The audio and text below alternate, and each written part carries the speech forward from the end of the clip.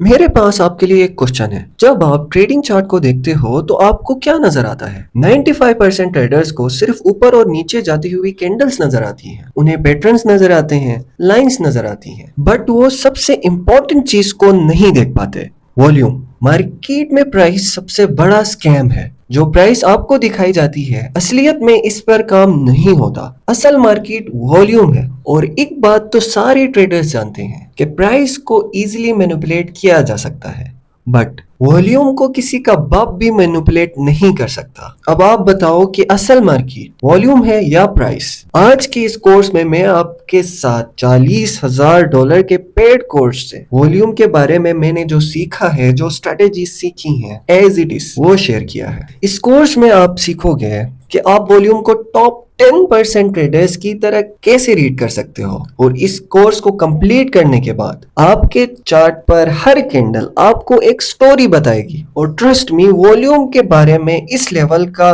Course पूरी YouTube पे आपको कहीं नहीं मिलने वाला। सो कोर्स कंप्लीट करना, वरना आप ऐसी ट्रेड्स मिस कर बैठोगे जहां पे आपके $100 $1,000 में कन्वर्ट हो सकते थे। चलिए हम बेसिक से स्टार्ट करते हैं। सबसे पहले आप ये जान लो कि हर चार्ट की दो लैंग्वेजेस होती हैं। पहली प्राइस। प्राइस आपको बताती है कि क्या हो रहा है, मतलब मार्केट नीचे जा रही है, साइडवेज जा रही है, ऊपर जा रही है। और प्राइस में ये तीन टाइप की मूवमेंट्स सिर्फ एक ही चीज की वजह से आती है, दैट इज मनी। तो अगर हमें ये पता चल गया कि मार्केट के अंदर कितना पैसा आ रहा है, कितना पैसा जा रहा है, तो इस मूवमेंट को प्रेडिक्ट करना हमारे लिए बहुत ही आसान है। और मार्केट हमें ये अपनी दूसरी लैंग्वेज में बताती है, दैट इज वॉल्यूम। वॉल्यूम हमें बताता है कि एक्चुअल में मार्केट में कितनी ट्रांजैक्शंस हो रही हैं। वॉल्यूम हमें गेस नहीं देता, एविडेंस देता है कि एक्चुअली मार्केट में प्राइस की मूवमेंट के पीछे कितनी अमाउंट में ट्रांजैक्शंस इन्वॉल्व है। इसको इलेक्शंस की तरह समझो।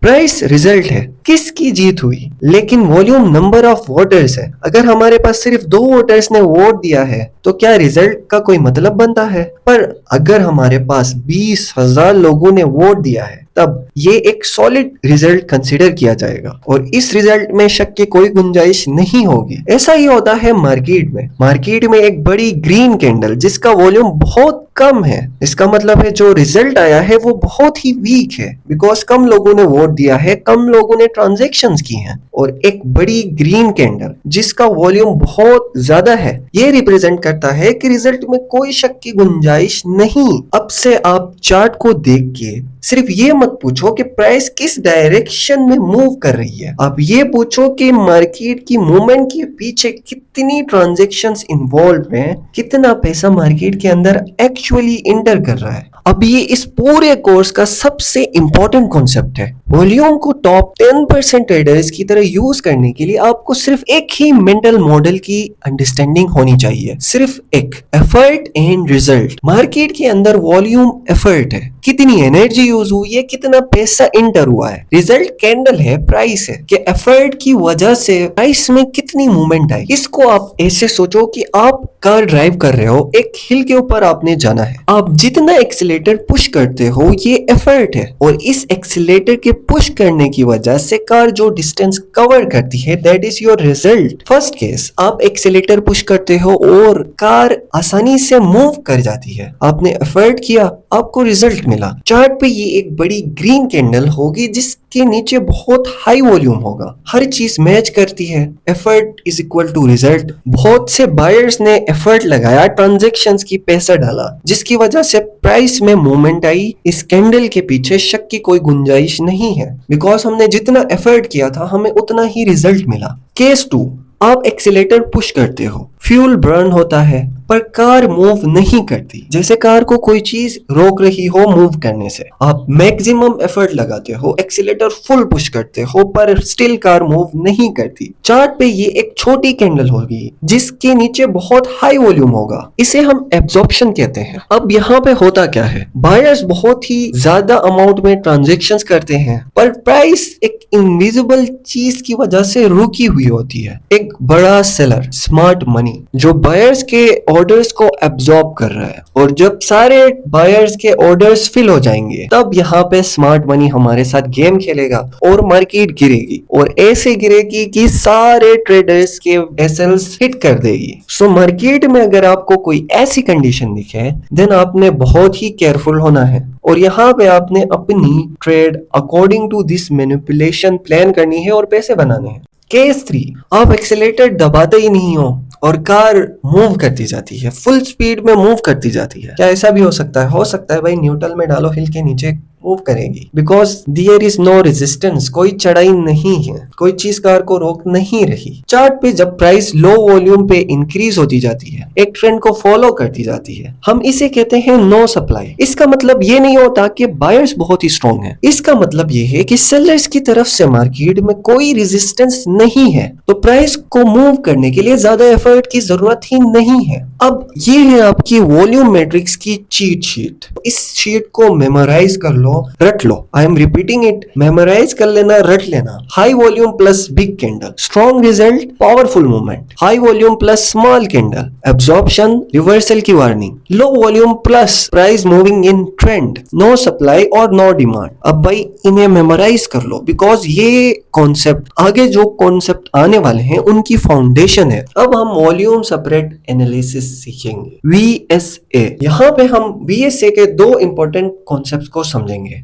Pattern 1, stopping volume. इमेजिन करो कि मार्केट क्रैश कर रही है, सब पैनिक में सेल कर रहे हैं, फिर आपको ये नजर आता है एक लंबी रेड कैंडल जिसका वॉल्यूम बहुत ही ज्यादा है, बट इस कैंडल में मेन चीज ये है कि इसके डाउन साइड पे एक बहुत ही लंबी विक है। अब यहाँ पे हुआ क्या ये समझो, यहाँ पे किसी ने प्राइस को रोकने की कोशिश की, प्राइस क्रैश कर रही थी, अचानक बहुत ज्यादा अमाउंट में ट्रांजैक्शंस के साथ किसी ने प्राइस को क्रैश करने से रोकने की कोशिश की, मींस हाई एफर्ट, एंड ये अर्ली साइन होता है रिवर्सल्स का, जिसे आज के बाद आप कभी मिस मत करना। दूसरा pattern, buying no supply test. एक अप ट्रेंड के बाद मार्केट पुल बैक लेती है, and during the pull back आप ये चीज मिस कर देते हो, एक स्मॉल रेड कैंडल जिसका वॉल्यूम बहुत ही कम होता है। मार्केट इस पॉइंट में एक सवाल पूछती है, क्या यहाँ पे कोई सेल करना चाहता है? और वॉल्यूम जवाब देता है नहीं। इसे हम नो सप्लाई टेस्ट कहते हैं। सेलर्स ने कोई जवाब नहीं दिया तो मार्केट बायर्स की तरफ मेन ट्रेंड को शिफ्ट कर देगी, और इसी शिफ्ट के साथ आप एक बहुत अच्छी और स्नाइपर ट्रेड प्लान कर सकते हो।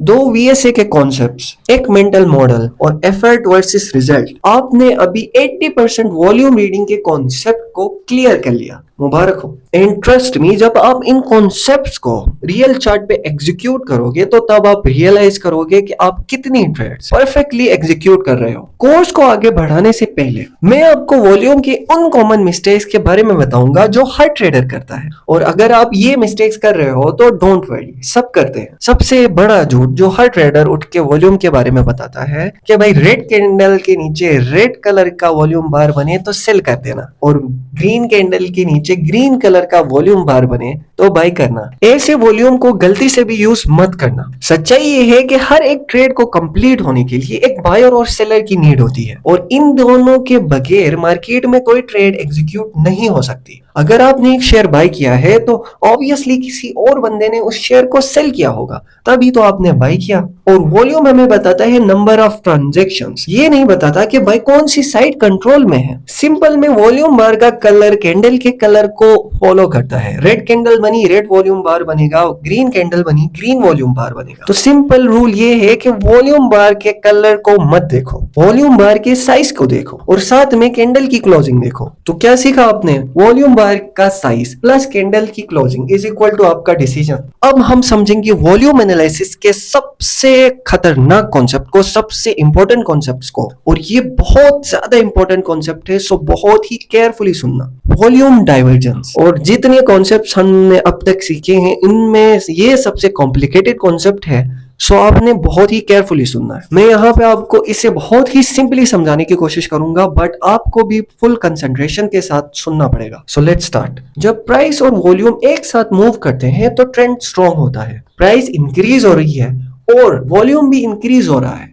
दैट मीन्स ट्रेंड स्ट्रॉन्ग है। बट जब प्राइस नीचे गिर रही होती है और वॉल्यूम भी नीचे गिर रहा होता है तो करंट ट्रेंड बहुत ही वीक है। और जब प्राइस और वॉल्यूम ऐसे मूव कर रहे हो तो ये आपके लिए बहुत ही बड़ी वार्निंग है। आप इसे ऐसे समझो कि प्राइस न्यू हाइस बना रही है और प्राइस क्लियरली बता रही है कि मैं अप ट्रेंड में हूं। और 90% ट्रेडर्स इस साइन को मिस कर देते हैं और आप टॉप 10% ट्रेडर्स की तरह जब मार्केट की दूसरी लैंग्वेज को देखते हो, वॉल्यूम बार्स के साइज को देखते हो तो ये डिक्रीज हो रहे हैं। प्राइस जो भी नया हाई बना रही है उसका वॉल्यूम प्रीवियस हाई से कम होता जा रहा है। इसको ऐसे समझो कि आप एक रॉकेट को लॉन्च कर रहे हो। स्टार्टिंग में रॉकेट में फ्यूल फुल होता है, जैसे जैसे रॉकेट ऊपर बढ़ता जाता है फ्यूल कम होता जाता है और एक पॉइंट पे रॉकेट का फ्यूल खत्म हो जाएगा और रॉकेट वापस गिरना स्टार्ट करेगा। ऐसा ही होता है मार्केट में भी। अप ट्रेंड के केस में जब प्राइस इंक्रीज हो रही होती है और वॉल्यूम कम होता जाता है, वॉल्यूम बता रहा है भाई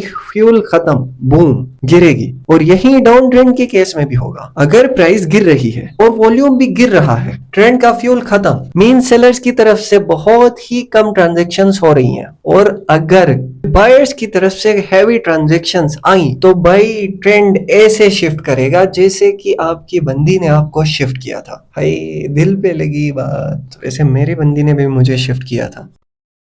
वॉल्यूम डाइवर्जेंस आपके लिए एक वार्निंग सिस्टम है। जब प्राइस अपर हाइज बना रही हो और वॉल्यूम लोअर हाइज बना रहा हो, इस पॉइंट पे आपने केयरफुल रहना है। अब नए जो कॉन्सेप्ट आपको सिखाए हैं, हम सीखेंगे कि इन कॉन्सेप्ट्स को आप आज से मार्केट में कैसे यूज कर सकते हो। मींस कि आपने जो चीजें सीखी हैं आप अभी से जाके रियल मार्केट में इन्हें कैसे यूज कर सकते हो। आप इसके लिए 3 स्टेप वॉल्यूम प्रोसेस को यूज करो। First, zoom out. सेकंड, की levels. Third, confirmation. Step 1, zoom out. Chart को लोअर टाइम फ्रेम से जूम आउट करो, हायर टाइम फ्रेम्स की तरफ। डेली एंड वीकली चार्ट पे एनालाइज करो। खुद से पूछो कि क्या ओवरऑल वॉल्यूम बढ़ रहा है, कम हो रहा है, क्या वॉल्यूम में कोई वार्निंग साइंस हैं। इसको ऐसे समझो कि आप घर से निकल रहे हो और आप बारिश की टेंशन लेने से पहले क्लाइमेट चेक कर रहे हो। आपको पता चल जाएगा कि भाई क्लाउड्स हैं, अगर क्लाउड्स हैं तो बारिश के चांसेस हैं। स्टेप 2, आइडेंटिफाई की लेवल्स। अब चार्ट को जूम इन करो की लेवल्स पे। अपने चार्ट पे इंपॉर्टेंट सपोर्ट और रेजिस्टेंस लेवल्स को मार्क करो। चार्ट को प्रॉपर्ली एनालाइज करने के लिए आप यहाँ पे एफर्ट वर्सेस रिजल्ट को यूज करो। अब आप ये देखो कि प्राइस जब इन लेवल्स पे आती है तो प्राइस कैसे रिएक्ट करती है। अगर प्राइस रेजिस्टेंस लेवल को टच करती है और वॉल्यूम अचानक इंक्रीज होता है लेकिन कैंडल छोटी बनती है, ये एब्जॉर्प्शन है, स्मार्ट मनी गेम में है। अगर प्राइस रेजिस्टेंस को ब्रेक करती है एक बड़ी ग्रीन कैंडल के साथ और इस कैंडल का वॉल्यूम भी बहुत हाई है तो ये रियल ब्रेकआउट है। जो एफर्ट लगाया था उसी का रिजल्ट हमको मिला। स्मार्ट मनी गेम में नहीं है, कोई एब्जॉर्प्शन नहीं हो रही, रियल ब्रेकआउट। लेकिन प्राइस रेजिस्टेंस लेवल को ब्रेक करती है with low volume. Be careful, ये बहुत बड़ा ट्रैप हो सकता है। Step 3, confirmation. यहाँ पे सारे ट्रेडर्स गलत डिसीजन कर बैठते हैं। उन्हें सिर्फ एक कैंडल से सिग्नल मिलता है और वो मार्केट में कूद जाते हैं और फिर रोते फिरते हैं कि हमारा एसएल हिट हुआ। एसएल हिट नहीं तो क्या होगा, मुझे बताना। एसएल हिट नहीं तो क्या होगा। आप में इतना सब्र नहीं कि आप ब्रेकआउट के बाद पुल बैक का वेट नहीं कर सकते। आपने खुद से ये पूछना है, क्या प्राइस वापस पुल बैक लेके उसी लेवल पे आई।